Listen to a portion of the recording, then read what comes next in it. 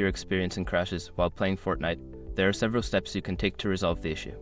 Follow this guide to help improve your gaming experience. Step 1. Update your graphics drivers.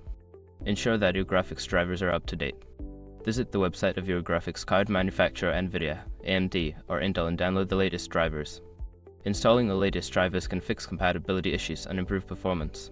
Step 2. Verify game files. Open the Epic Games launcher, navigate to your library, and click on the three dots next to Fortnite.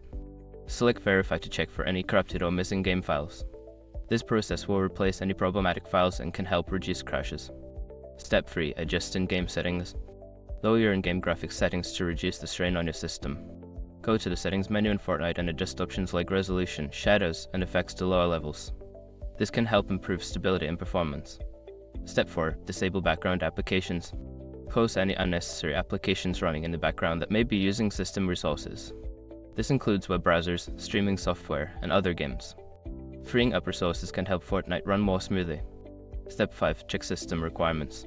Ensure your computer meets the minimum system requirements for Fortnite.